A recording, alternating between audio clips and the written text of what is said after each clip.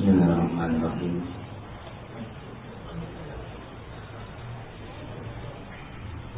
Innal hamdalillah nahmaduhu wa nasta'inuhu wa nastaghfiruh wa na'udzu billahi min shururi anfusina wa min sayyiati a'malina. May yahdihillahu fala mudilla lahu wa may yudlil fala hadiya lahu. وأشهد أن لا إله إلا الله وحده لا شريك له وأشهد أن محمدا عبده ورسوله أما بعد. أيها الإخوة الكرام رحمني ورحمكم الله. Alhamdulillah, Allah Subhanahu wa Ta'ala pada hari ini mempertemukan kita semua dalam keadaan yang baik, dalam aktivitas yang baik, dan hari ini adalah sebuah hal yang patut kita syukuri bersama. Dalam keadaan yang baik, dalam keadaan Allah Subhanahu wa Ta'ala mengkaruniakan kepada diri kita kenikmatan yang banyak, yaitu kenikmatan Islam, kenikmatan tauhid, kenikmatan sunnah, kenikmatan menikah, atau kenikmatan akan menikah. Insya Allah. Begitu juga ditentukan di sebuah aktivitas yang baik pula, yang kata Rasulullah SAW dengan indah beliau mengatakan, "Man salaka tariqan yaltamisu fihi ilman sahlallahu lahu bi tariqan ila jannah." Barang siapa yang menempuh jalan untuk menuntut ilmu agama, maka Allah akan menjalankan, maka Allah akan memudahkan jalan untuk menuju surga. Alhamdulillah, pada kesempatan ini kita berkumpul dalam aktivitas, berkumpul dalam sebuah ibadah yang sangat agung, yaitu ibadah menuntut ilmu syar'i. Oleh karena itu, sebelum atau anak ingin mengingatkan untuk diri anak pribadi dan kita semua untuk meluruskan yakin kita dalam rangka mencari ridha Allah Subhanahu wa Ta'ala semata. Ayolah ikhwatal kiram rahimani wa rahimakumullah. Kebetulan atau anak ditugasi dalam sebuah atau ditugasi untuk menyampaikan sebuah pembahasan, yaitu tentang judulnya anak belum tahu atau yang judul yang dibikin sama panitia. Cuma tergambar karena judulnya masalah nikah, anak tulis judulnya, anak bikin makarnya supaya lebih tersusun karena anak waktunya kasih tahu makasih panitia sekitar 1 jam sedikit lebih atau jam setengah. Anak judul karena pembahasan masalah nikah ada sebuah pembahasan yang sangat panjang lebar, dibahas oleh kita para ulama sampai Syekh Fauzan Hafizahullah Ta'ala berkata, kata beliau, "Hadzal mawdu'u lahu ahmiyatun balighah." Tema ini atau pembahasan ini, yaitu permasalahan menikah, sangatlah penting sekali. Ja'alatil fuqaha yaj'aluna lahu fi musanafatihim makanan rahban. Kata beliau, di mana para fuqaha, yaitu ulama fikih, mereka menempatkan pembahasan masalah pernikahan, pembahasan permasalahan pernikahan di dalam tulisan-tulisan mereka dengan pembahasan yang panjang lebar. Yufassiluna fihi ahkamahu, merinci hukum-hukumnya. Yuwaddihuna fihi maqasidahu wa atharahu, dan menjelaskan tujuan-tujuan dan dampak-dampak atau buah-buah yang baik dari pernikahan. Li'annahu masru'un, dikarenakan pernikahan adalah perkara yang disyariatkan fil kitabi, di dalam Al-Quran, wa sunnati, di dalam sunnah, wal ijma', dan di dalam ijma'. Lihat, Syekh Shalih Fauzan mengisyaratkan kepada kita semua bahwasanya permasalahan pernikahan, permasalahan yang telah dibahas ulama-ulama terdahulu dan ulama-ulama sekarang yang panjang lebar. Oleh karena itu ayat ikhwatal kiram rahimani wa rahimakumullah, pada kesempatan kali ini Anda ingin hanya menitik beratkan karena kesederhanaan ilmu yang pertama. Lalu yang kedua karena kesederhanaan atau sempitnya waktu kita, menitik beratkan tentang atau Anda beri judul untukmu yang ingin menikah. Arti persiapan seseorang untuk menikah, berupa motivasi seseorang untuk menikah, apa saja yang akan dia halangi, faktor-faktor apa yang menyebabkan seseorang menunda menikah, dan solusinya apa, bagaimana cara memilih pasangan hidup dan yang seputar itu tanpa menyinggung pembahasan yang lain. Itu tadi faktor. Karena kesederhanaan waktu, begitu juga kesederhanaan ilmu. Ayo ibadah kiram rahimani wa rahimakumullah. Adapun karena Anda berpikir ketika membuat judul ini, kajiannya di tempat mahasiswa, kemungkinan banyak yang belum nikah. Tugas anak bagaimana keluar dari kajian ini, semua pada ingin nikah. Pikiran seperti itu. Ternyata, masya Allah, Anda lihat sebagian jenggot ada yang udah putih atau yang ini, berarti ada juga sudah nikah. Nah, materi ini atau ilmu ini akan bermanfaat bagi yang sudah nikah ataupun terlebih-lebih yang belum nikah. Yang bagi sudah nikah akan bermanfaat ketika dia mempunyai seorang putri atau mempunyai seorang anak laki-laki, sehingga dia bisa mengarahkan dengan pengarahan yang baik ketika akan menuju fase pernikahan. Ini bermanfaat. Saya ambil sebuah kisah, ada sebuah contoh atau sebuah kejadian yang terjadi di tengah-tengah kita. Ada seseorang yang mengeluh tentang pernikahan. Kalau dari sisi materi, mungkin di antara kita hampir, atau saya nggak tahu ya, mungkin di antara kita susah untuk mencari bandingnya sekarang ini masalah. Gajinya 13 juta. Tanya tuh, dia nggak tahu sendiri. Mobilnya punya mobil, rumahnya 3, karirnya tinggi, istrinya seorang dosen di salah satu universitas Jakarta yang cukup terkenal. Tiba-tiba nelfon ke sana. Anak angkat, mama siapa nih? Minta janjian untuk ketemu sama. Anak tanya, belum tahu nama anak dari siapa? Dari teman anak di Purworejo apa? Iya, insya Allah nih teman. Datang dia ke rumah. Datang ke rumah sama ngobrol-ngobrol. Pertemuan yang kedua, ketika tempat baru dia bicara, gimana Ustaz? Apakah harus rumah tangga anak pertahankan? Kenapa emang? Istri anak, masya Allah, nggak bisa mengurus anak-anak.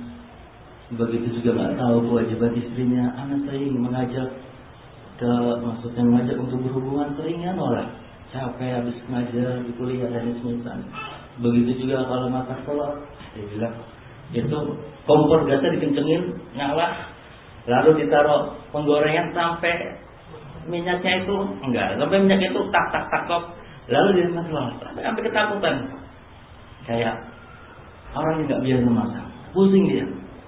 Dan selalu ketika anak butuh untuk menyalurkan biologis anak di Jakarta tahu sendiri antum bagaimana fitnah sholat yang benar, seringnya nolak, alasannya capek dan gini. Akhirnya sering ribut, ternyata dia sudah mengeluarkan ucapan talak 2 kali sama istri. Apakah kesana mempertahankan rumah tangga anak? Dia bilang seperti itu. Baru saya teringat pesan orang tua saya. Lihat, baru saya teringat pesan orang tua saya. Pentingnya mencari calon hidup yang baik agamanya. Ini saya. Dan banyak kita yang seperti ini. Atau sebuah kisah.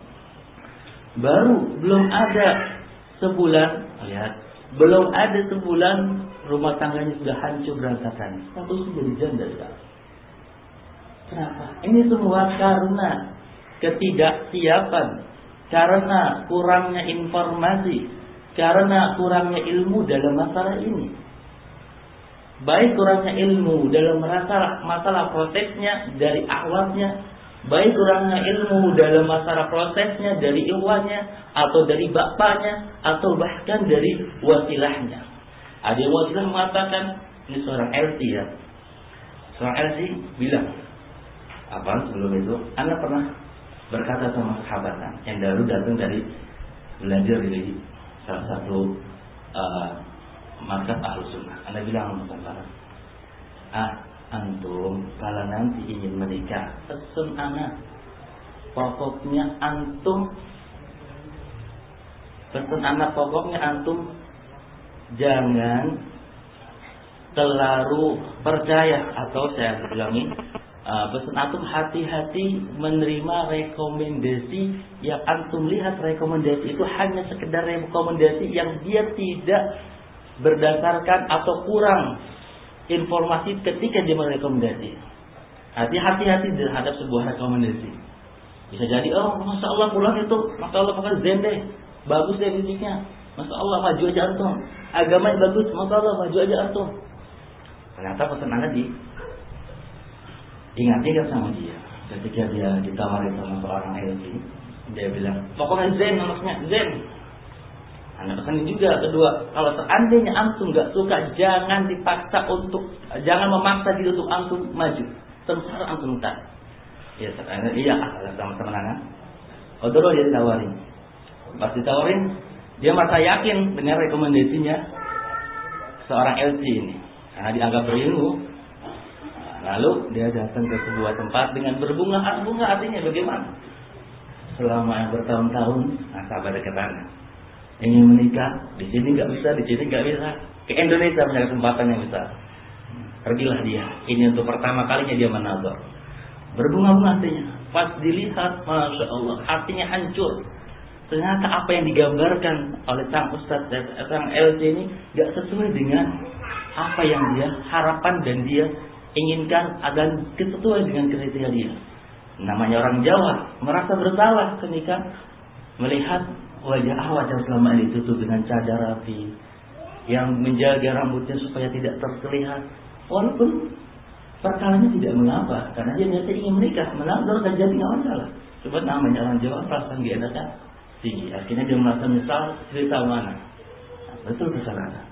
Ayat lifatal kiram rahimani rahimakumullah. Itu semua sebagai sebuah hal yang perlu kita renungi supaya tidak terjadi kasus-kasus yang menyedihkan. Baru belum seumur sebulan pernikahannya hancur. Ada lagi yang menikah sampai ikhwannya salafisnya tetap tablighi, nangis, ya diajak dan semisalnya. Masya Allah. Itu ayat ibadah kiram rahimani wa rahimakumullah. Dan pembahasan kita kali ini menitik beratkan hal-hal yang seperti itu. Adanya motivasi untuk menikah.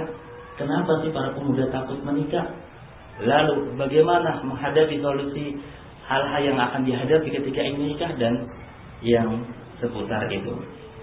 Ayat ibadah kiram rahimani wa rahimakumullah. Poin pertama yang mungkin akan kita bahas tentu pengertian nikah. Karena waktu kita sangat sedikit. Nikah adalah, pengertian nikah adalah sebuah akad syar'i. Sebuah akad syar'i yang di dalamnya mengandung penghalalan suami dan istri untuk bersenang-senang satu dengan yang lainnya. Sebuah nikah akad syar'i yang di dalamnya mengandung penghalalan suami istri untuk bersenang-senang satu dengan yang lainnya. Itu pengertian nikah secara istilah. Apanya ya lewat al-kiram rahimani wa rahimakumullah. Anda bicara tadi kisah tadi bukan dalam rangka ingin menjatuhkan ustaz, tidak, atau menjatuhkan tidak, sama sekali tidak terbersih seperti itu. Cuma sebagai ibrah. Kalau orang yang berilmu saja bisa keliru, artinya orang berilmu saja bisa jadi dalam ilmu ini dia kurang. Nah itu kehati-hatian kita diperlukan dalam masalah ini. Itu maksud yang ingin Anda sampaikan dalam ibrah yang Anda bawakan tadi. Bukan dalam rangka ingin memperlihatkan kekurangan ilmu atau kesalahan, tidak, semua orang bisa. Itu ayat al-kiram rahimani wa rahimakumullah. Dan yang kita ceritakan lebih jauh, lebih baik jauh dari ilmu, dari amal, dari dakwah, dari ya, itu maksud Anda supaya menjadi ibrah. Artinya kita bisa menilai dengan penilaian yang baik supaya tidak terjatuh kepada kesalahan. Itu pengertian nikah. Ayo limatal kiram rahimani wa rahimakumullah. Lalu pembahasan atau poin yang kedua, paham ya, nikah adalah akad yang syar'i yang di dalamnya mengandung penghalalan suami istri untuk bersenang-senang satu dengan yang lainnya. Jadi poin yang kedua yang harus kita pahami pada pembahasan ini itu manfaat, keutamaan dan tujuan dari menikah. Manfaat, keutamaan dan tujuan dari menikah. Terkadang seseorang tidak termotivasi untuk menikah karena dia tidak tahu atau kurang mengetahui apa sih manfaatnya. Apa sih tujuannya menikah di usia dini? Apa sih pentingnya saya untuk menyegerakan menikah? Ini karena ketidaktahuan ini seseorang jadi kurang mengetahui, kurang termotivasi untuk menikah. Karena tidak tahu manfaatnya, tidak tahu tujuannya, tidak tahu betapa faedah dan pentingnya seseorang menikah. Saya sebutkan beberapa hal dalam kesempatan ini. Yang pertama, manfaat menikah, keutamaan atau tujuan menikah. Yang pertama, menjalankan perintah Allah dan Rasulnya, yang mana ayat ikhwatal kiram rahimani wa rahimakumullah, kebahagiaan seorang hamba adalah ketika dia mentaati Allah dan Rasulnya. Dan di antara bentuk ketaatan kepada Allah dan Rasulnya adalah menikah. Allah Subhanahu wa taala berfirman, "Fa'ankihu ma taba lakum minan nisa", kata Allah. Maka nikahilah wanita-wanita yang kalian senangi. Maka nikahilah wanita-wanita yang kamu senangi. Lihat, Allah memerintahkan kita untuk menikah. Maka kita harus hadirkan ketika seseorang ingin menikah, dia dalam rasa taat kepada Allah. Rasulullah SAW dengan sangat indah memberikan pesan, memberikan nasihat, memberikan arahan kepada seorang pemuda. Ya ma'syarus syabab, man istata'a minkumul ba'ah falyatazawwaj fa innahu aghaddu lil basar wa ahsanu lil farj wa man lam yastati' fa alayhi bis-sawm fa innahu lahu wija'. Kata Rasulullah, ya ma'syarus syabab, wahai para pemuda, man istata'a minkumul ba'ah, barang siapa yang di antara kalian yang mampu untuk menikah, falyatazawwaj, maka menikahlah. Fa innahu aghaddu lil basar, dikarenakan menikah dapat lebih menundukkan pandangan. Wa ahsanu lil farj, dikarenakan menikah dapat menjaga kemaluan. Wa man lam yastati', dan apabila dan barang siapa yang tidak mampu, fa innahu fa'alaihi bis-shawm, maka baginya untuk berpuasa, fa innahu lahu wija', karena hal itu dapat membentengi dirinya. Hadis ini ma'ruf, hadis dari kuasa Imam Bukhari dan Imam Muslim. Ini pun dalil yang menunjukkan bahwasannya manfaat seseorang menikah, tujuan seseorang menikah, keutamaan seseorang menikah, dia lagi melakukan ketaatan kepada Allah dan Rasulnya. Maka anak mau tanya, kira-kira salah enggak kalau seseorang ada yang mau menikah dikatakan awas jangan deket-deket dia, dan kena virus menikah, salah enggak? Itu sering terdengar dari kalangan ibu. Awas jangan deket-deket dia, nanti ketularan menikah. Enggak tepat yang seperti ini ayat ikhwatal kiram. Karena dia lagi menjalankan ketaatan kepada Allah dan Rasulnya. Kalau seseorang ini belum menikah, jangan mengucapkan perkataan seperti ini. Kalau dia pikir bahwasannya dia ingin masih belajar, ya belajar. Jangan menggembosi atau membuat perkataan atau statement-statement yang seperti ini.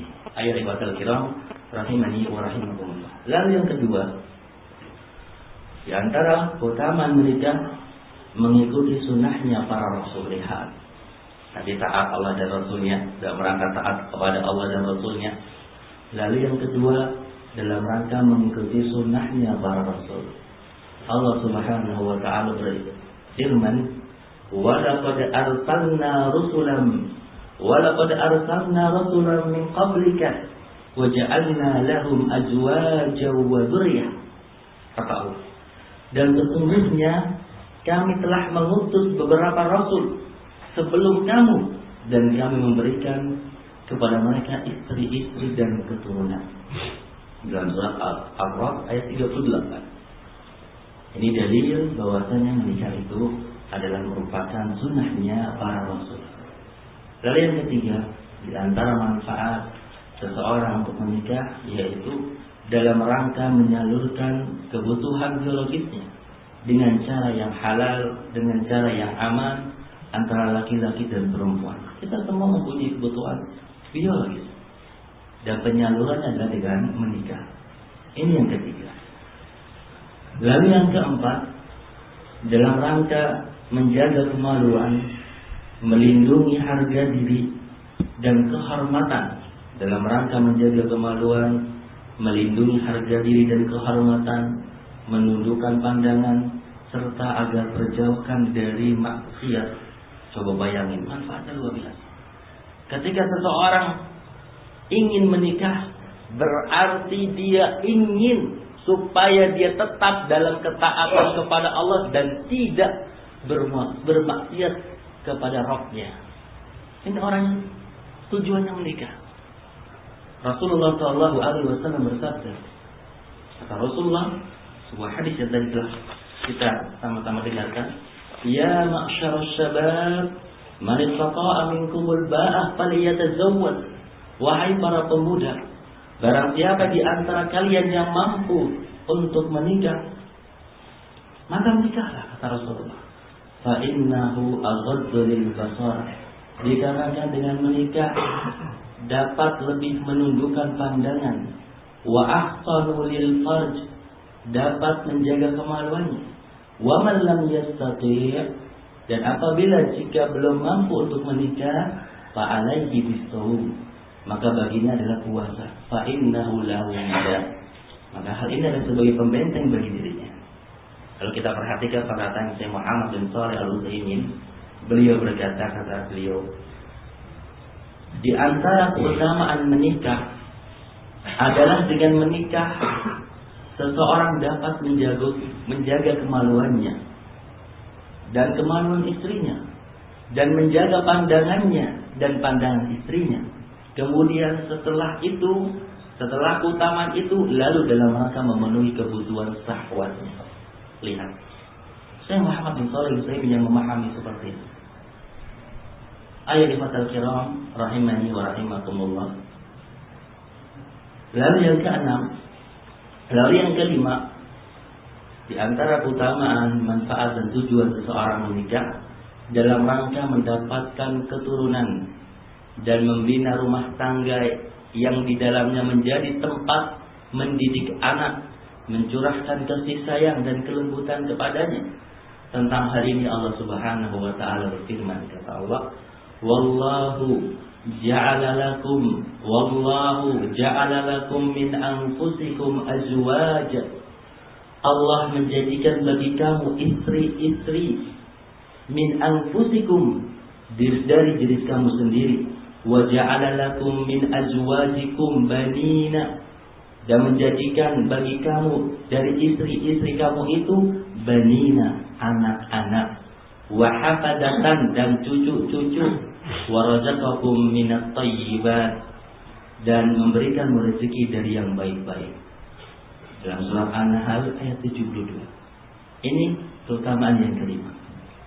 Lalu yang keenam, merealisasikan cita-cita Rasulullah SAW untuk membanggakan jumlah umatnya di hadapan umat yang lainnya pada hari kiamat. Rasulullah SAW bersabda, tazawwaju, menikahilah kalian. Yang menikah itu Rasulullah, ya, Nabi kita semua. Fa inni mukathiru bikumul umama, karena sesungguhnya aku akan membanggakan jumlah kalian kepada umat-umat yang lain yaumal qiyamah, pada hari kiamat. Wala takunu, dan janganlah kalian karahbaniyatin nasara, seperti pendeta-pendeta Nasrani. Hadis ini disahihkan oleh Al-Albani rahimahullahu taala dengan hadis-hadis pendukung di kitab As-Sahihah beliau. Itu keutamaan yang ke-6. Lalu keutamaan yang ke-7 dalam rangka menjaga keutuhan nasab. Karena jika tidak ada pernikahan yang resmi sesuai dengan aturan agama, maka akan terjadi kekacauan di dalam kehidupan, sehingga banyak anak terlahir tanpa orang tua dan tidaklah sah menurut agama. Ini ke-7. Hal yang ke-8, untuk meraih ketenangan dan kesenangan jiwa yang menjadi keinginan setiap orang dengan berkumpulnya berdua dengan istri dan berdua antara suami dan istrinya, saling mencintai, saling menyayangi, saling memberikan pengertian, saling bantu membantu dalam urusan dunia dan akhirat, memandang hal-hal yang mubah dari pasangan masing-masing, suami istri maksudnya, bercumbu rayu, menunaikan biologis masing-masing. Yang ini semua dapat menenteramkan jiwa, menenangkan jiwa. Allah Subhanahu wa taala berfirman, "Wa min ayatihi an khalaqa lakum min anfusikum", kata Allah. Dan di antara tanda-tanda kekuasaannya ialah Dia menciptakan untukmu. Wa min ayatihi an khalaqa lakum min anfusikum azwaja litaskunu ilaiha. Dan di antara tanda-tanda kekuasaannya ialah Dia menciptakan untukmu istri-istri dari jenismu sendiri. Wa ja'ala bainakum, lihat kata Allah Pak, wa ja'ala bainakum, supaya kamu cenderung, dan wa ja'ala bainakum mawaddata wa rahmah, supaya kamu cenderung dan merasa tentram kepadanya, dan dijadikan di antaranya rasa kasih sayang. Ini ayat ikhwatal kiram rahimani wa rahmatullah. Lalu di antara manfaat, tujuan dan keutamaan menikah yang ke-9, menjalin hubungan kekeluargaan dan memperkuat unsur-unsur kecintaan antar anggota keluarga, sehingga mempererat hubungan masyarakat. Anak misalnya punya orang tua, menikah dengan seorang ulama misalnya, punya orang tua, keluarga anak jadi erat hubungannya dengan keluarga yang lainnya. Misalnya antum menikah dengan seorang istri, misalnya seorang awak, misalnya keluarga antum jadi erat dengan keluarga istri antum. Seperti itu tujuan menikah, sehingga eratnya hubungan antar keluarga, maka erat hubungan antar masyarakat dan erat hubungan kekeluargaan bangsa ini. Lalu yang ke-10, dalam rangka menyempurnakan agama. Dalam rangka menyempurnakan agama. Tentang hal ini Rasulullah SAW bersabda, mengkhabarkan kepada kita dengan sangat indah. Kata Rasulullah, "Man razaqahu Allahu imra'atan salihah." Barang siapa yang Allah karuniakan seorang istri salihah, faqad a'anahu ala satri dinih, maka sungguh berarti Allah telah menolongnya atas setengah agamanya. Falyattaqillaha fi satri tsani, maka hendaklah ia bertakwa kepada Allah pada separuh yang kedua. Di sini diriwayatkan oleh Al-Hakim dan ia berkata sanadnya sahih dan disepakati oleh Imam Dhahabi rahimahullah ta'ala. Ini setidaknya 10 hal atau 10 manfaat, 10 keutamaan dan tujuan ketika seseorang menikah. Lalu poin yang ketiga yang penting untuk kita bahas, yaitu hukum menikah. Sebagaimana yang dijelaskan oleh para ulama, bahwasanya hukum menikah itu tergantung dari kondisinya, kondisi orangnya, kondisi masing-masing yang ingin menikah. Saya sebutkan beberapa hukumnya. Yang pertama, hukum menikah itu tergantung dari kondisi orang masing-masing. Tidak bisa disamaratakan antara satu orang dengan yang lainnya. Tidak. Yang pertama, kalau ada yang seperti kondisinya di antara kita, maka hukumnya seperti ini. Dan hukum menikah ini, ayat ikhwatal kiram rahimani wa rahimakumullah, bukan hanya sekedar hukum menikah untuk yang pertama kali atau untuk istri yang pertama, bukan. Hukum yang menikah ini yang saya bawakan ini termasuk hukum poligami, tergantung kondisi masing-masing orangnya. Itu sebagaimana yang dijelaskan oleh para ulama. Yang pernah bertanyakan secara langsung. Yang pertama, sudah berkeinginan untuk menikah. Sudah berkeinginan untuk menikah, rindu untuk segera menikah, dan mampu untuk menikah, serta merasa khawatir jika dia tidak segera menikah, dia akan terjatuh dalam perbuatan maksiat. Ini hatinya rindu segera menikah.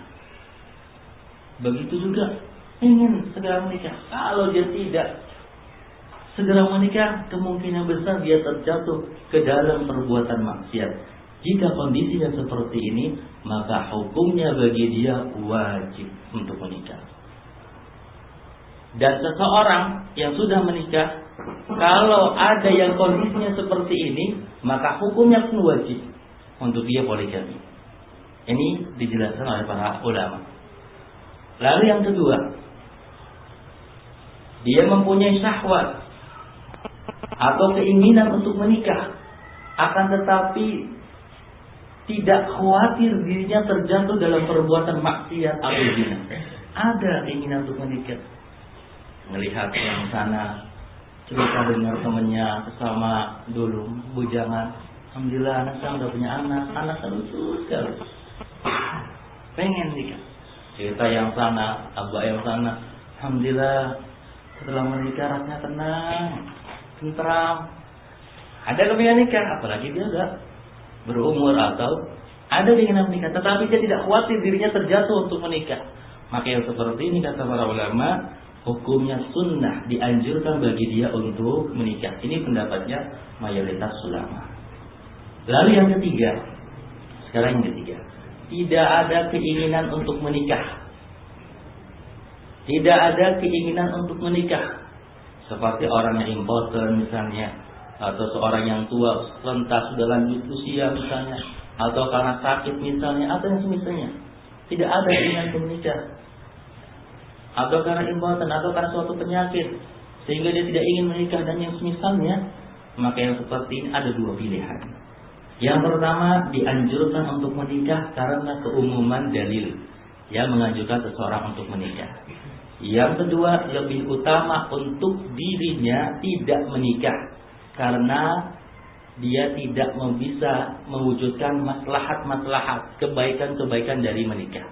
Ini dua pilihan disebutkan oleh para ulama. Poin yang keempat, sebab-sebab seseorang terlambat menikah. Nah, penting ini saya bahas karena banyak di sana sebab-sebab seseorang terlambat menikah. Saya punya teman baru kemarin 3 hari yang lalu cerita sama anak. Ustaz, ada apa? Bisa nggak nyariin? Atau yang misalnya, saya punya teman istri anak. Sekarang dia kerjanya di perusahaan minyak. Oh gitu. Gajinya 35 juta. Kaget saya, orang awal gaji 35 juta. Tapi umurnya 45. Saya bisa nggak nyariin Ustaz? 45. Coba bayangin. Apa sebabnya dia terlambat menikah? Kalau kita tidak apa. Ada lagi, masih satu orang antara yang lain banyak. Anak punya teman, dia punya teman nih, wah, dia baru-baru ngaji, punya teman umurnya yang ini 35, umurnya 35, gajinya 4 sampai 5 juta, dan ingin sekali menikah. Bahkan saat dia bilang, sebetulnya saat ini pengen saya itu menikahi dia, cuma diri saya nggak setuju, dia bilang gitu. Sampai sekarang nggak menikah. Umur 35 nggak menikah. Ini sahihnya ya, jangan ini sahihnya ingin ceritakan. Umur 35 nggak menikah, kenapa yang seperti ini? Dan yang seperti ini, ayol ikhwatal kiram rahimani wa rahimakumullah, banyak. Kalau anda sebutkan satu persatu, habis waktu kita. Cerita seperti ini banyak. Anak sama pusing. Siapa yang banyak mau? Kalau anak lihat Iwan Buja kan terpikir di otak anak. Kalau anak nggak banyak kerjaan, banyak aktivitas yang lain. Mau nggak ya? Bisa nggak ya? Cocok nggak ya? Sampai terpikir, karena banyak yang seperti itu. Ketika ditawarin, coba tawarin, karena bilang sama istrinya, sama temannya, suruh nikah tuh, nggak mau. Umurnya 24, ngasih, nggak mau. Ketika 26, 27 deh, pusing. Kayak poni, gimana bisa baca? Kemarin ditawarin nggak mau. Sekarang habis stoknya baru ya. Masya Allah. Umur 29 baru sibuk. Kan kasihan. Seperti ayat al kiram rahimani wa rahimakumullah. Dan para ulama atau para masyayikh, para penuntut ilmu, para dai itu memperhatikan tema ini. Antum bisa lihat banyak tema ini ayat al-kiram rahimani wa rahimakumullah. Banyak tulisan tentang tema-tema ini. Kenapa terlambat menikah? Kenapa? Dicarikan sebabnya, diberikan solusinya. Banyak. Syekh bin Baz rahimahullah ta'ala. Syekh bin Baz ya, sekali Syekh bin Baz yang tidak ada waktunya kecuali bermanfaat untuk dunia dan akhirat. Untuk kepentingan umat. Itu kalau dikunjungi ditanya gimana kabarnya, sehat ini. Setelah itu udah nikah belum? Udah. Insyaallah. Gimana? Udah yang kedua belum? Nanyanya masalah nikah. Bahkan ditanya, udah yang kedua belum? Yang lainnya lagi. Saya ini masalah nikah ya. Kita lagi bicara masalah nikah. Tidak tanya lagi. Ini sekali Syekh bin Baz yang mendapat keluhan dari berbagai penjuru dunia dalam permasalahan dakwah. Ini menunjukkan bahwasanya apa yang diucapkan Syekh bin Baz inilah masalah. Artinya karena dia mengucapkan di belakang itu udah banyak informasi. Ketua Lajnah Daimah ini. Nah itu apa alasannya nih? Di Indonesia masalah banyak yang seperti ini. Ayat al-kiram rahimani wa rahimakumullah. Itu ayat al-kiram rahimani wa rahim. Ada yang menulis secara khusus pentingnya sebab-sebab terlambat menikah, dan saya sebutkan di sini beberapa poin-poinnya, dan saya sebutkan beberapa kasus-kasusnya insyaallah. Tapi karena waktu kita sudah menjelang zuhur, insyaallah kita lanjutkan setelah zuhur. Barakallahu fiikum.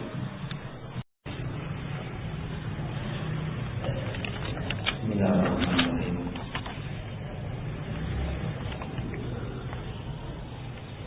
Alhamdulillah wassalatu wassalamu ala Rasulillah wa ala alihi wa sahbihi ajma'in, amma ba'd. Ayyuhal kiram rahimani wa rahimakumullah. Alhamdulillah, insyaallah kita akan lanjutkan bahasan tema kita untuk yang ingin menikah. Ayyuhal kiram rahimani wa rahimakumullah. Sampai pada poin yang keempat, yaitu sebab-sebab seseorang terlambat menikah. Banyak disebutkan sebab-sebab seseorang terlambat menikah, dan saya sebutkan sebagiannya saja. Yang pertama adalah lemahnya pemahaman tentang agungnya syariat menikah. Ini yang pertama, yaitu di antara sebab dari sekian banyak sebab terlambatnya seseorang atau bahkan memasuki usia yang secara sebab susah untuk menikah. Itu yang pertama adalah lemahnya pemahaman seseorang tentang agungnya syariat menikah. Ini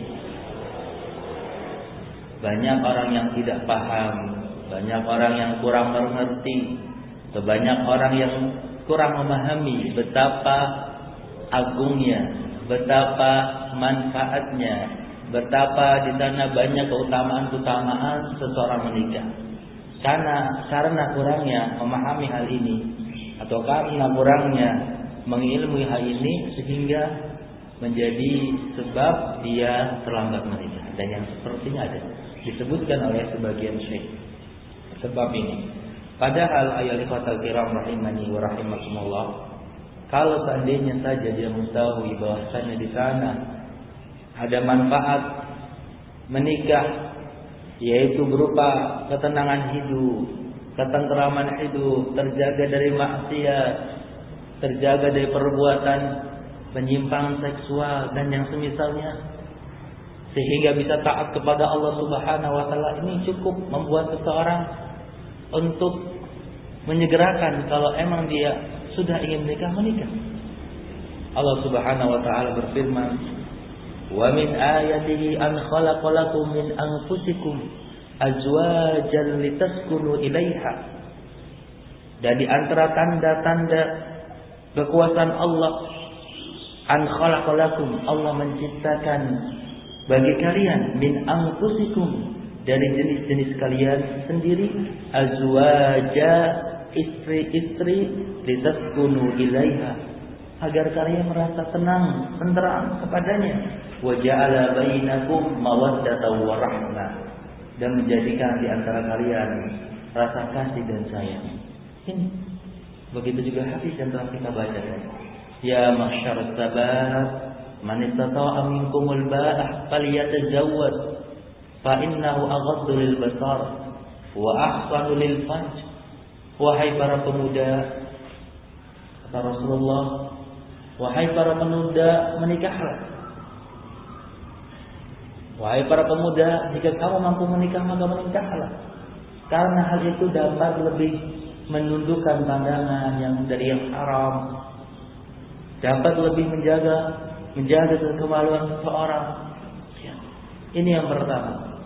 Dan tadi manfaat-manfaat, tujuan-tujuan, faedah-faedah yang telah kita bahas, itu semua akan mendorong seseorang untuk menikah.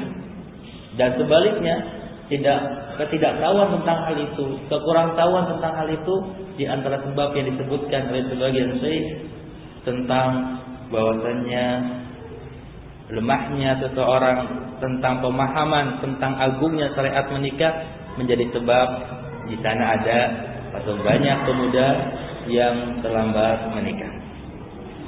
Lalu yang kedua, ayyuhal muslimani warahmatullahi, yaitu di antara sebab yang banyak terjadi menjadi sebab terlambatnya seseorang menikah, yang kedua adalah ingin menyelesaikan studi terlebih dahulu. Nah, ini dia. Ingin menyelesaikan studi terlebih dahulu. Kalau nggak selesai SMA misalnya, nggak boleh nikah. Ini pemahaman yang keliru. Dan ini di antara sekian banyak, dan ini di antara sebab yang terbesar dari sekian banyak sebab yang menyebabkan seseorang terlambat menikah. Kalau nggak sampai selesai kuliah nggak nikah, jangan nikah dulu. Padahal hukumnya, misalnya pada anak tersebut, pada anak yang hukumnya sudah wajib, dilarang sama ibunya, dilarang sama orang tuanya, hingga sampai mempunyai gelar SE misalnya, sarjana ekonomi atau insinyur misalnya. Ini di sekian banyak sebab, yaitu sebab yang kedua di antara yang menyebabkan seseorang terlambat menikah, yaitu ingin menyelesaikan studi terlebih dahulu. Dan tak sedikit ayol ikhwatal kiram rahimani rahimakumullah, karena sebab ini yang terjatuh dari perbuatan maksiat. Karena dia dihadapkan keinginannya untuk memenuhi kebutuhan biologisnya, lalu dia dihadapkan dengan syahwat yang dia lihat sehari-hari di dunia kampus atau di dunia masyarakatnya, dan orang tuanya melarang. Akhirnya jalan yang pintas yang dia tempuh, jatuh perzinahan. Dan tak sedikit ayol ikhwatal kiram rahimani wa. Ini penyebabnya, yaitu ingin menyelesaikan studi terlebih dahulu, sehingga banyak orang yang terlambat menikah. Karena ini sebabnya. Ayol ikhwatal kiram rahimani wa rahimakumullah. Padahal bimbingan Rasulullah sallallahu alaihi wasallam dengan indah membimbing umatnya, terkhusus bagi para wanita. Kata Rasulullah, "Idza khataba ilaikum man tardawna dinah, idza khataba ilaikum man tardawna dinahu." Jika datang kepada kalian seorang yang kalian ridhoi agamanya, wa khuluquhu, dan kalian ridhoi akhlaknya, fazawwijuhu Rasulullah, maka nikahilah. Illa taf'alu, jika kalian tidak melakukannya, datang seorang laki-laki yang saleh, dikenal akhlaknya baik, melamarnya. Kata Rasulullah, fazawwiju, maka nikahkanlah.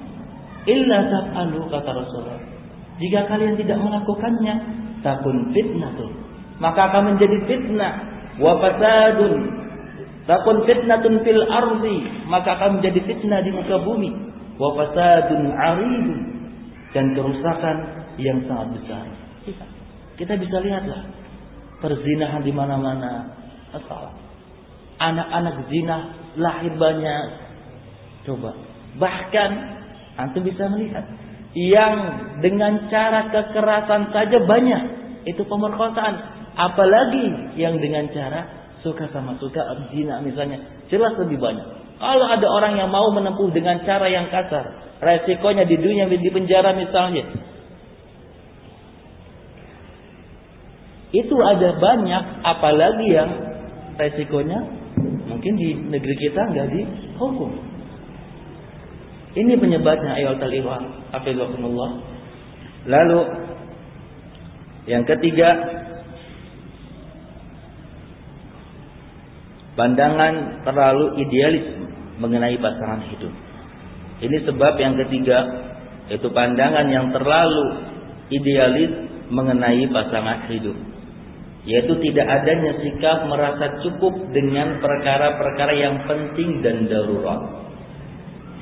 Pandangan terlalu idealis mengenai pasangan hidup, yaitu tidak adanya sikap merasa cukup dengan perkara-perkara yang penting dan darurat. Tidak menyesuaikan dengan realita yang ada. Maunya misalnya yang punya gaji mapan, punya rumah, punya kendaraan, ganteng, salafi, Masya Allah.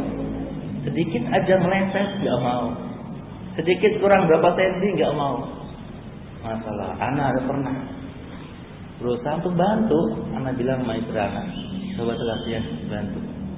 Anak coba tawarin sama ikhwah teman, umurnya berapa bulan lagi 30, beberapa bulan lagi 30, kriterianya udah mau 30, ditawarin sama orang yang baru selesai atau masih belajar di salah satu markis Ahlussunnah.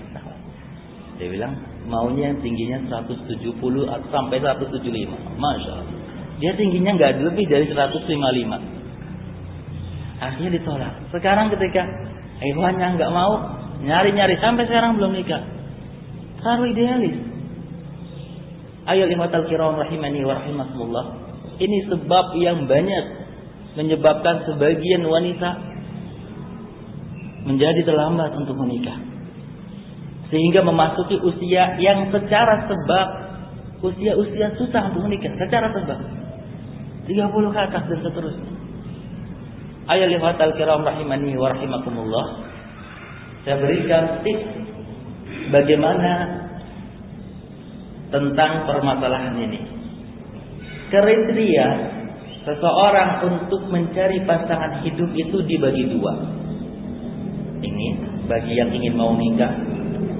Kriteria untuk mencari pasangan hidup itu dibagi dua.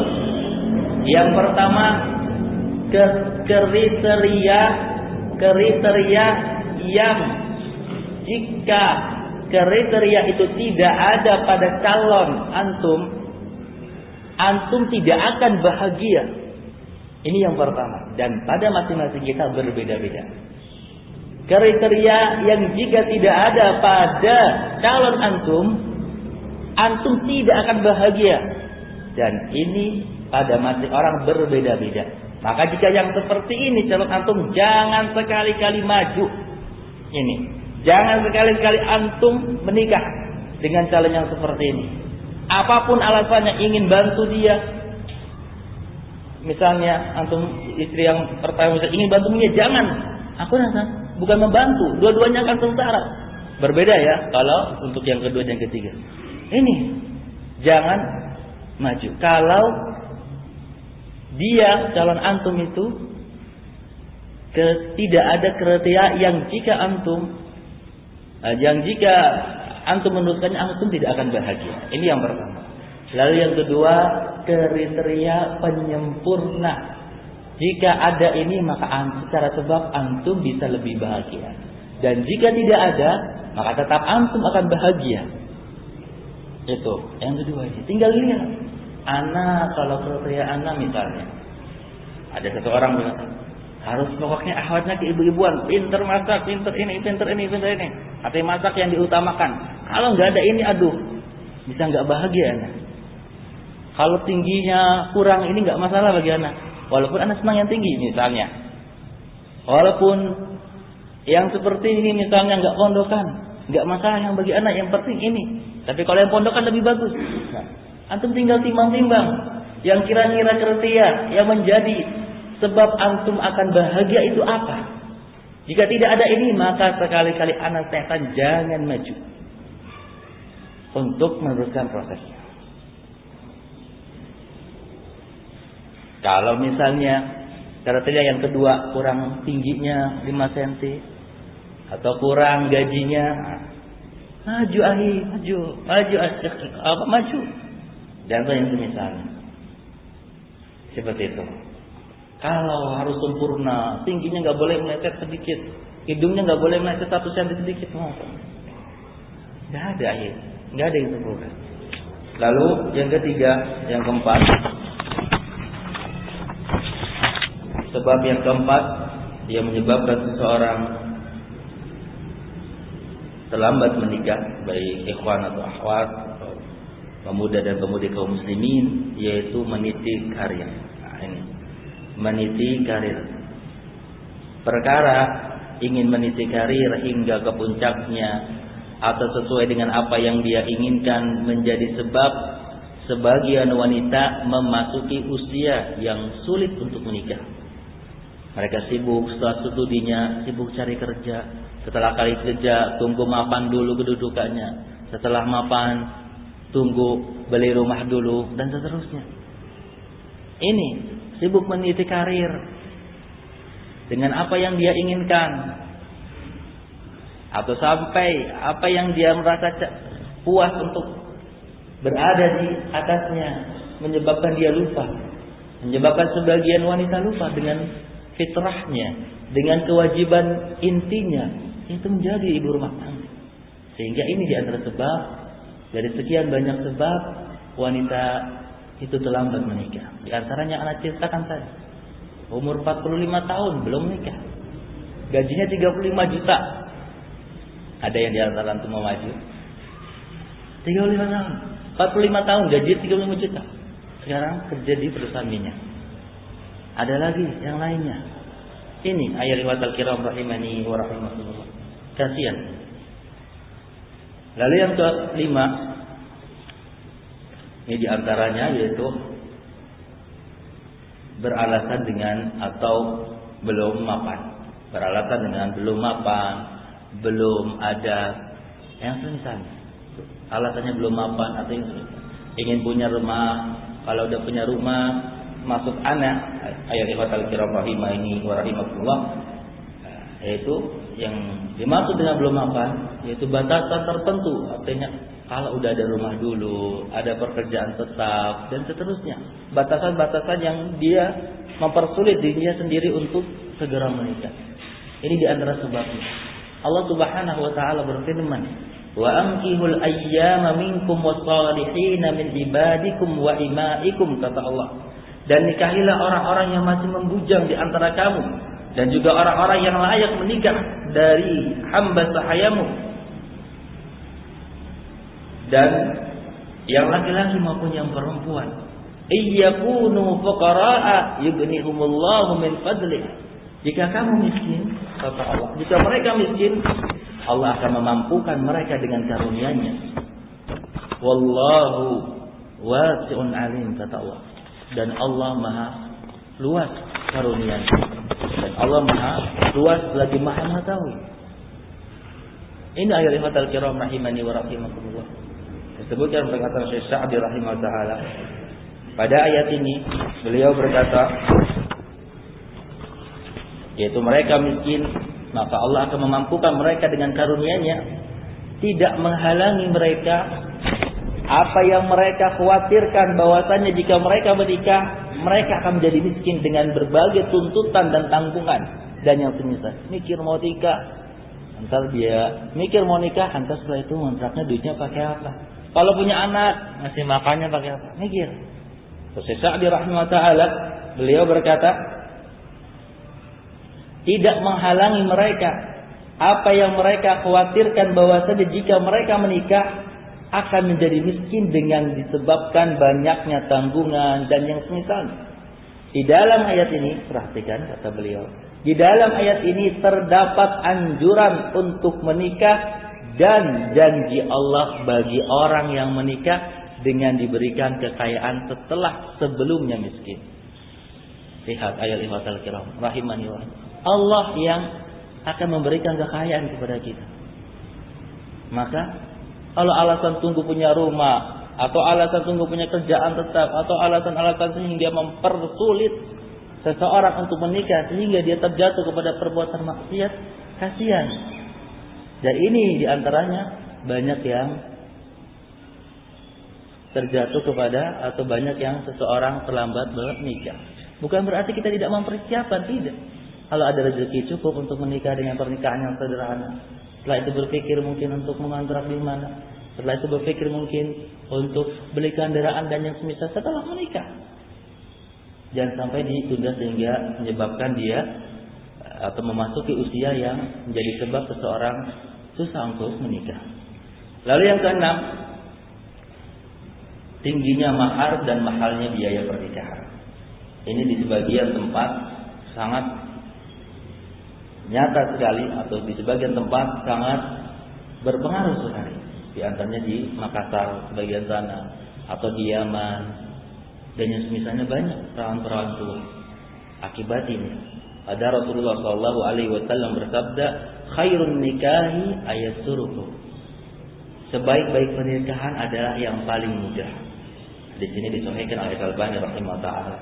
Dalam hadis yang lain Rasulullah SAW bersabda, inna minal yumnil mar'ati tasira khidbatiha wa tasira sadaqiha wa tasira rahimiha.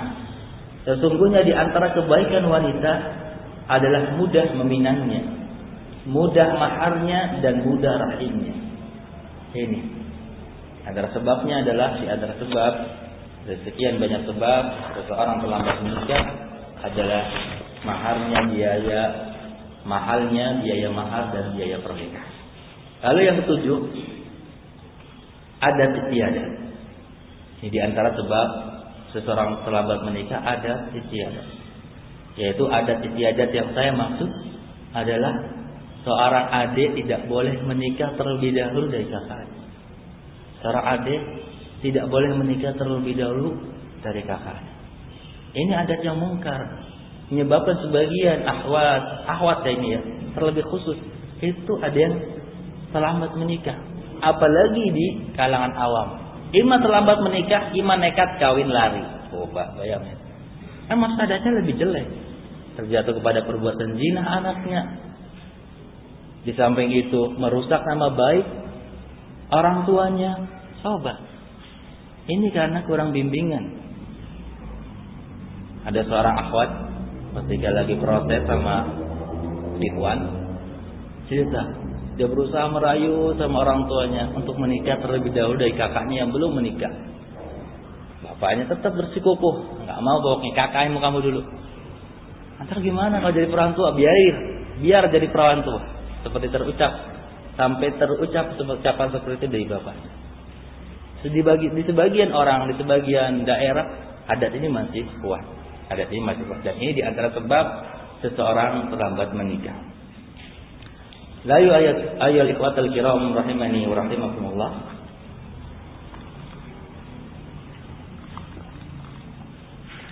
Poin yang kelima yang penting bagi kita untuk membahasnya, yaitu sebelum kita melangkah. Ana beli judul seperti itu. Sebelum seseorang untuk melangkah. Terkadang ketika seseorang sudah ingin menikah, banyak hal yang kurang ia perhatikan. Dan banyak hal yang ia kurang perhatikan ini terkadang menjadi batu sandungan setelah dia menikah, atau bahkan menjadi kegagalan seseorang dalam pernikahan. Ini ayat al-kiram rahimani wa rahimakumullah. Terkadang ketika seseorang sudah menikah atau sudah ingin menikah, banyak hal yang kurang ia perhatikan, sehingga tidak sedikit hal itu menjadi batu sandungan, bahkan sampai menjadi kegagalan bagi pernikahannya. Nah, di bawah ini ada hal-hal yang harus diperhatikan bagi kita semua, bagi orang-orang yang ingin menikah. Di antaranya yang pertama, usahakan seseorang benar-benar tahu tentang agama dan fisik akhwat yang ingin ia lamar atau yang ingin ia nikahi. Ini yang pertama. Yang pertama, usahakan seseorang benar-benar tahu tentang agama dan fisik akhwat atau sebaliknya yang ingin ia melamarnya, supaya dia tidak menyesal di kemudian hari. Poin ini ada orang yang bersikap berlebih-lebihan dan juga ada orang yang bersikap meremehkan karena ingin mencari tahu siapa sih calon kita, pacaran, menjajaki, pergi bareng, pengen tahu kepribadiannya katanya. Pacaran, nonton bioskop bareng-bareng dan ini orang-orang yang berlebihan. Ada juga orang yang meremehkan. Karena mungkin di pandangan mereka masalah ini masalah yang tabu atau yang semisalnya, akhirnya meremehkan untuk mencari tahu siapa sih calon kita, bagaimana agamanya, bagaimana ibadahnya, kepada siapa sih dia mengaji, di tempat mana dia mengaji.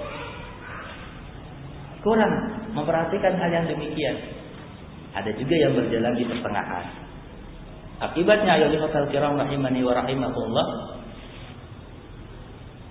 yaitu tadi yang saya ceritakan, ada pernikahan yang umurnya belum sebulan sudah bubar. Belum sebulan karena qadarullah ikhwannya terfitnah dengan fitnah yang terjadi di Yaman. Bubar. Enggak boleh sama ngaji mau tetap ini. Ribut-ribut bubar. Ini karena tidak memperhatikan. Baik yang salah itu wasilahnya, mungkin karena saya nggak tahu permasalahan secara pastinya. Bisa jadi yang salah wasilahnya, merekomendasi seseorang tanpa tahu siapa orang tersebut, atau akhwatnya tanpa berusaha lebih jauh untuk mengetahui siapa si calon saya, bagaimana agamanya, bagaimana akhlaknya, dengan siapa bermain.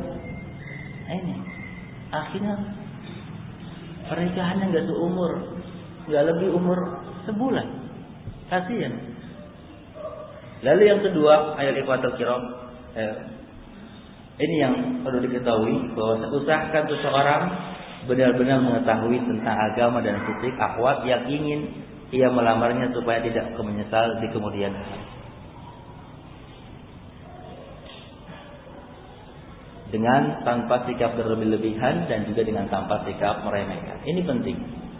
Ini penting. Enggak mau kan kalau seseorang yang punya putri, punya anak laki-laki, pernikahannya seumur jagung, enggak mau. Bisa sampai sehidup semati dalam ketaatan kepada Allah Subhanahu wa taala. Maksudnya sampai langgeng gitu maksudnya. Lalu ayat ikhwatul kiram rahimani wa rahimakumullah. Yang kedua, karena waktu kita terbatas bisa kita ceritakan. Teliti kembali kebenaran informasi yang ia dapatkan.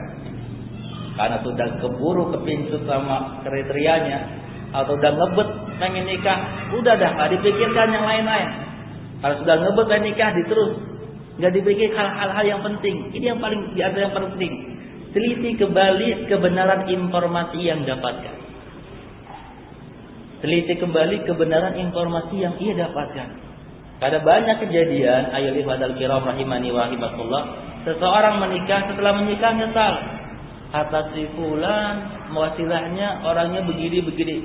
Ternyata enggak seperti itu. Katanya begini-begini, ternyata enggak. Teliti kembali kebenaran informasinya. Ditanya sama wasilahnya, "Apaan kalau kita sama akhwat atau apaan sama ikhwan Antum kenal calon ikhwan ana nih, calon ana nih, itu kenalnya di taklim aja atau di momen-momen tertentu aja, apa antum kenal dekat? Tanya yang seperti itu. Lalu tanya lagi, sejauh mana antum bertemu sama dia? Sejauh mana antum kenal sama dia? Dan sudah berapa lama? Tanya lagi, antum tahu nggak dia ngaji di mana? Tempat duduknya, taklimnya di mana? Terus tanya. Dari pertanyaan-pertanyaan itu kita bisa menilai keobjektifan pemberi informasi sebesar apa. Kalau dia ketemunya hanya di momen-momen taklim, momen-momen walimah, momen-momen daurah, ya wajar kalau dia menilai kalau rajin jengkoknya. Oh, percaya kata wasilahnya, apalagi yang bilang ana misalnya, Ustaz berpikiran, wah Ustaz kan tazkiyah nih, zen pokoknya, maju. Qadarullah, ternyata salah. Apa yang dia pikirkan nggak ada. Apa yang dia bayangkan dari informasi itu salah. Nyesal, berantakan rumah tangga, cerai. Ini, teliti kembali kebenaran informasi yang dia dapatkan ketika dia ingin melamar atau ingin menikah. Ayyuhal ikhwatal kiram rahimani wa rahimakumullah.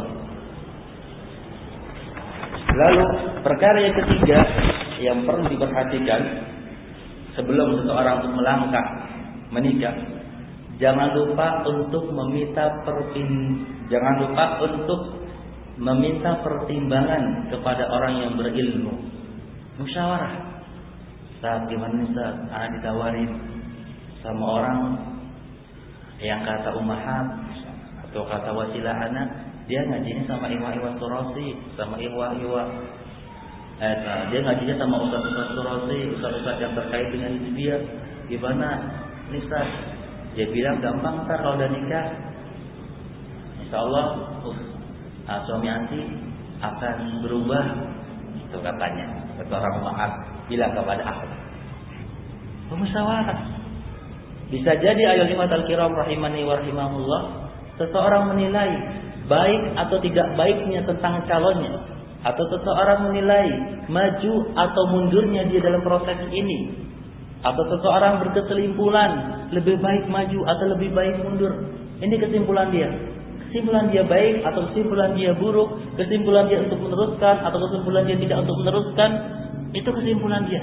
Ketika diajukan, ketika minta pertimbangan dengan orang yang berilmu, ternyata berbeda kesimpulannya. Diarahkan ini begini, 1, 2, diluruskan.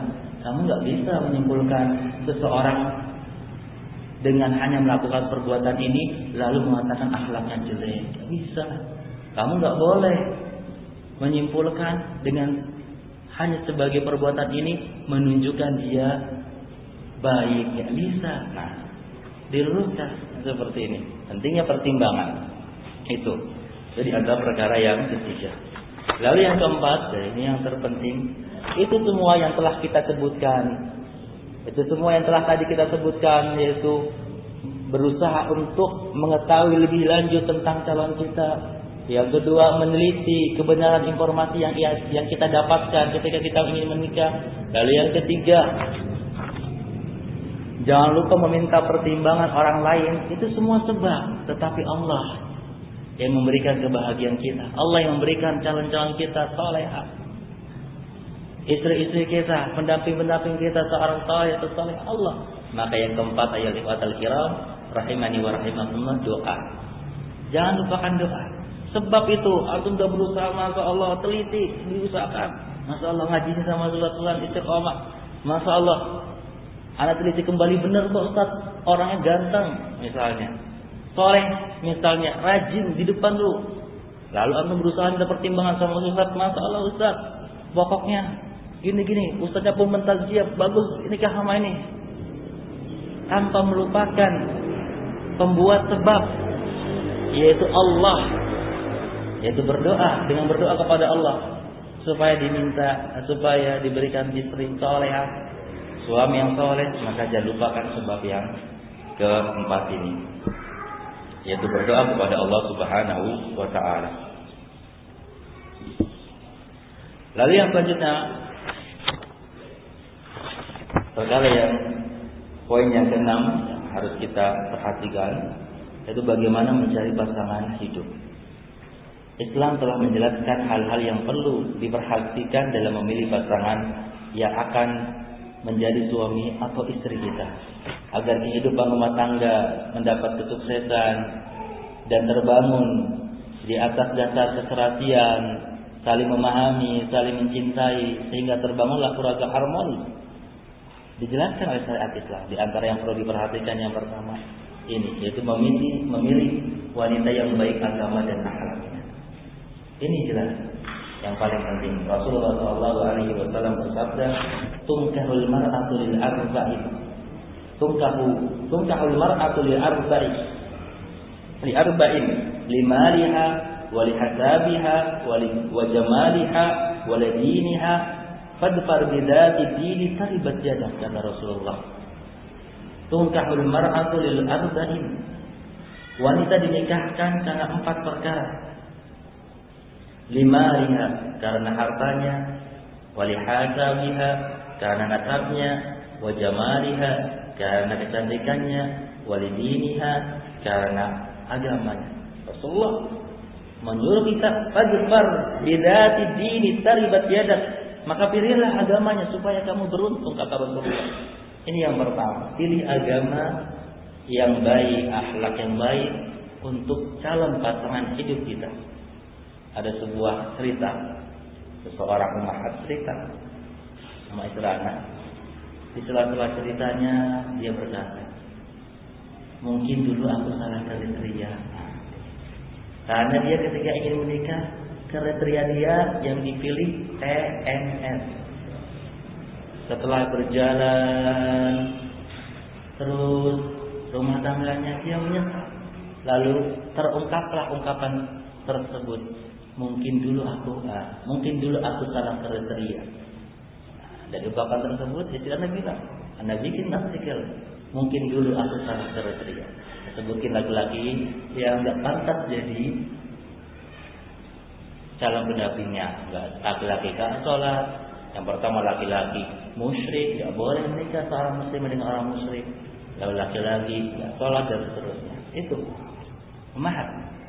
Atau seorang yang tadi Anda ceritakan, ayat fatal kiram rahimahumullah, seorang yang secara ekonomi masalah, gajinya 13 juta, nggak kepanasan tiap hari naik busway, kepanasan tiap hari busway masalah, naiknya mobil pribadi, rumahnya banyak, nggak mikir bayar kontrakan. Terucap dengan ucapan, yaitu dia berkata, Ana baru sadar pesan orang tua Ana dulu, kalau mencari istri itu yang baik agama. Coba ini gajinya 13 juta, insyaallah mobil sewa mobil, ternyata rumah tangganya berantakan, hidupnya nggak bahagia, hatinya goncang, penuh dengan luka tetap. Setiap hari ngomongnya masalah rumah tangga, ketemu anak masalah rumah tangga, ketemu ikhwannya lain masalah rumah tangga. Hatinya sempit, nggak tahu sih bagaimana lagi rumah tangga ini, apakah harus dipertahankan. 2 kalimat talak telah dia tembakkan sama istrinya. Tinggal 1 lagi, dia tahan-tahan, sabar-sabarin. Nah seperti ini dan banyak yang lainnya. Contoh-contoh seseorang tidak memperhatikan agama seseorang ketika memilih calon hidup dia. Lalu yang kedua, memilih wanita yang cantik. Terus yang kedua, memilih wanita yang cantik, yang secara wajah dan fisik engkau menyukainya. Ayo lihatal kiram rahimani wa rahimakumullah. Ada seorang wasilah, seorang comblang. Ada seorang ikhwan bilang sama suaminya, tolong cariin Aina dong. Bilangin sama istrinya, kriteria anak yang cantik. Ketika mendengar kalimat cantik, comblangnya malas. Ini ikhwan pengen cantik aja. Ini sikap yang keliru, sikap yang tidak tepat. Begitu juga ada sesuatu ikhwan, pokoknya anak itu mau tingginya 175, hidungnya mancung, rambutnya lurus, ramping dan seterusnya. Yang seperti ini pun salah. Bagaikan artis dan yang semisal. Ini salah. pertengahan yang betul, enggak berlebih-lebihan dan juga enggak meremehkan. Rasulullah SAW coba merintahkan apa kepada kita? Memerintahkan untuk syariat untuk menazar, melihat wanita yang akan kita nikahi, wanita yang telah kita pinang, yang akan kita pinang. Ini untuk apa? Untuk mengetahui cocok apa tidak, serak apa enggak. Kalau seseorang misalnya ingin yang cantik, wajar, sebatas cantik sesuai dia. Kalau cantiknya sudah seperti kriteria yang susah didapatkan, walaupun oleh orang yang paling cantik di dunia ini, ya repot. Wajar kalau sampai sini. Tidak berlebih-lebihan dan juga tidak meremehkan. Karena dengan kecantikan, dengan sebab ini seseorang bisa terjaga pandangannya, terjaga hatinya dari perbuatan maksiat. Ini tujuan menikah. Maka dari itu ayolah ikhwatal kiram rahimani wa rahimakumullah, baik ikhwan ataupun akhwat, maka jangan sekali-kali untuk pernah maju kalau dia tidak menyukai atau tidak bisa mentolerir wajah dan fisik. Jangan sekali-kali maju kalau seseorang tidak bisa mentolerir atau tidak bisa menerima fisik dan wajahnya. Jangan. Karena akan sengsarakan dia. Ingat kisah sahabiah yang minta khulwa sama Rasulullah. Suaminya sih sahabat, pemimpin orang soleh, nggak bisa dibandingkan sama kita. Tetapi minta khulu sama Rasulullah, minta khulu dari suaminya, diadukan oleh Rasulullah. Rasulullah mengatakan apa? Ya udah, kembalikan saja maharnya. Ya Rasul, kata seorang sahabat ini, aku bukan meragukan, nggak ada aib tentang, nggak ada aib pada agama suamiku, tetapi secara fisik gak suka. Kalau seorang akhwat tidak bisa mentolerir, tidak bisa mentolerir atau merasa dia ingin lari dari calon fisik suaminya, maka jangan diteruskan. Karena hal ini terjadi karena seorang wasilah yang kurang memahami dalil atau karena semangat. Kan Rasulullah SAW bersabda apa? Jika baik agamanya maka diterima. Tak akan terjadi kerusakan. Iya, baik agamanya dan masih bisa ditolerir fisiknya. Kalau lari, jangan, sengsara. Ada yang seperti akhwatnya cantik luar biasa, iwannya masya Allah, sehingga rumah tangganya berantakan. Sering ngeluh gimana ini. Yang namanya hati cinta, gak bisa dipaksakan. Seperti itu. Tetapi juga jangan berlebihan. Harusnya tingginya 175, ramping, rambut lurus, ini masya Allah. Kalau ada wasilah yang dapat yang seperti ya, wasilahnya dulu diambil. Susah nyariin kayak gitu ayolah kota. Kira rahimani wa rahimakumullah. Itu tidak berlebih-lebihan dan juga tidak meremehkan. Lalu yang ketiga, memilih wanita yang al-wadud, penyayang. Di antara hal yang perlu diperhatikan ketika memilih pendamping hidup adalah memilih seorang wanita yang penyayang. Karena kelak ia akan menjadi istrimu, akan menyayangimu ketika dalam keadaan sehat atau dalam keadaan sakit, ketika dalam keadaan lapang atau dalam keadaan sempit, ketika punya uang ataupun ketika tidak punya uang. Kan disayang. Ketika punya uang disayang. Saya ulangi, ketika nggak punya uang disayang, ketika punya uang lebih disayang. Nah, cari yang seperti ini. Ketika nggak punya uang, masya Allah susah, makanya pas-pasan disayang. Ketika punya uang lebih disayang. Jangan sampai cari wanita yang nggak sayang. Bagaimana mengetahui wanita itu sayang atau tidak? Lihat bagaimana dia memperlakukan seorang anak dalam kesehariannya. Setiap ada anak lewat di jalan ditegur, disalami. Nah, ini menunjukkan jiwanya penyayang. Lalu yang keempat,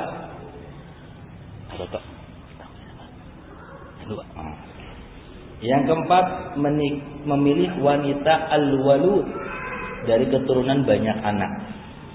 Rasulullah SAW bersabda, "Tazawwaju al-waluda fa inni mukatsiru bikum." Nikahilah wanita yang penyayang dan banyak anak, karena sesungguhnya aku bangga dengan banyaknya kalian sebagai umat. Ini Lalu yang kelima, mengutamakan wanita yang masih gadis. Mengutamakan wanita yang masih gadis bukan berarti mengurangi eksistensi seorang janda. Tidak. Berapa banyak seseorang yang menikah dengan janda bahagia, hidupnya tenteram, tapi diutamakan wanita yang masih gadis. Karena kata Rasulullah SAW, beliau bersabda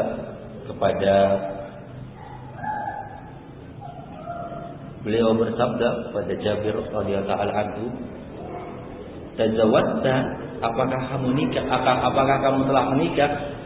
Jabir menjawab, "Na'am, iya." "Bikran aw sayyiban," dengan gadis atau janda? Kajawi mengatakan sayyib, dengan janda. Rasulullah SAW bersabda, "Afala jariyatan tu'alibuha wa la tu'alibuka?" Mengapa kamu tidak menikahi gadis? Kenapa kamu tidak menikahi gadis? Gimana engkau bisa bermain dengannya dan dia bermain denganku? Ya,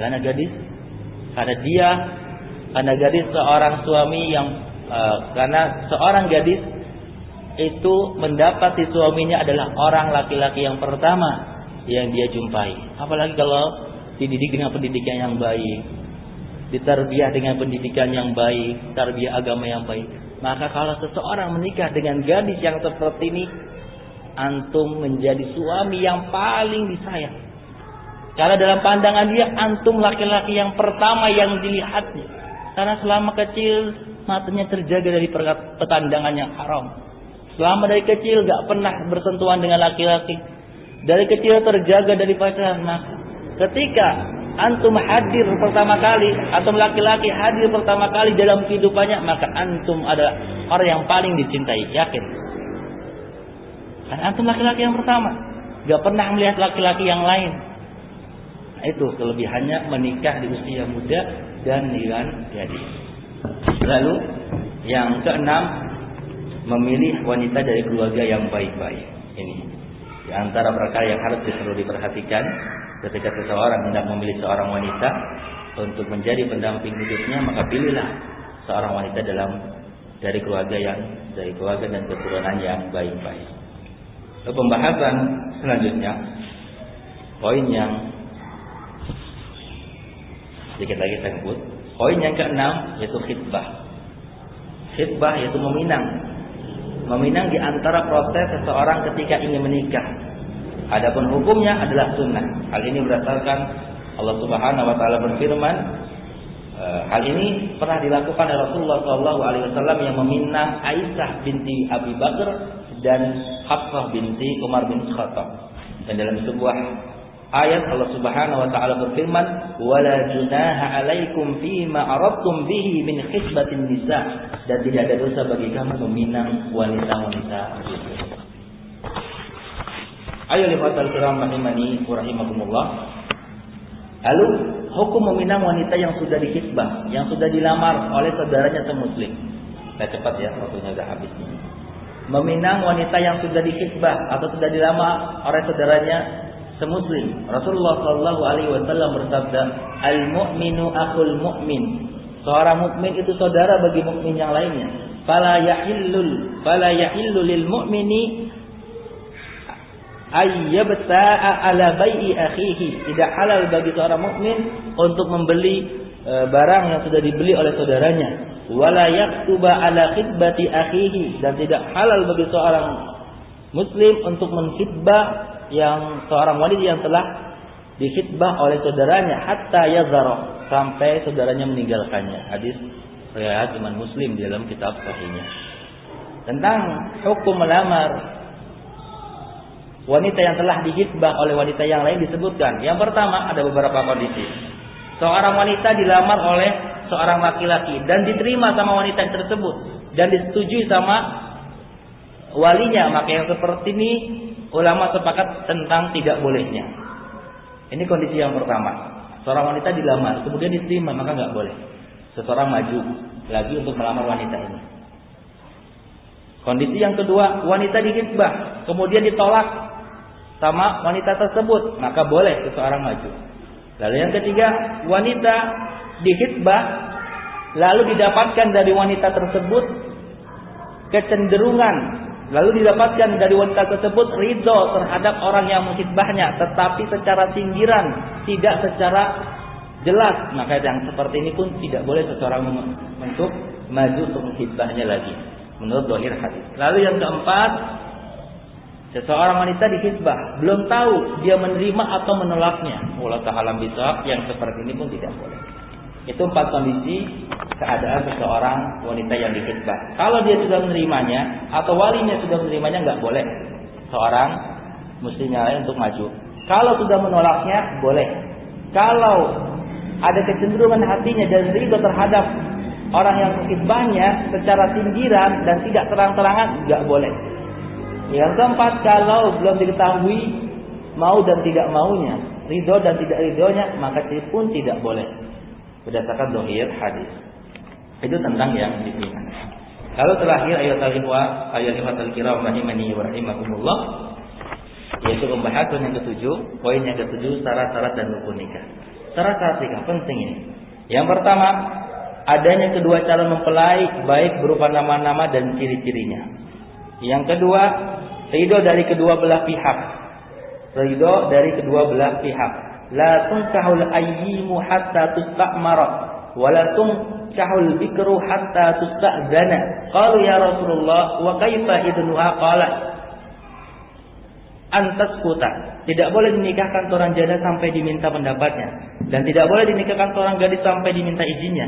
Mereka para sahabat bertanya, wahai Rasulullah, bagaimana izinnya? Beliau menjawab, diam. Ini kedua. Yang ketiga, adanya wali. La nikaha illa biwali. Tidak ada nikah kecuali dengan adanya wali. Enggak sah nikahnya kalau tanpa wali.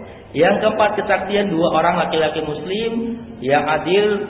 La nikaha illa biwali wa sahidai adlin. Tidak ada nikah, tidak sah nikahnya kecuali dengan wali dan 2 saksi yang adil.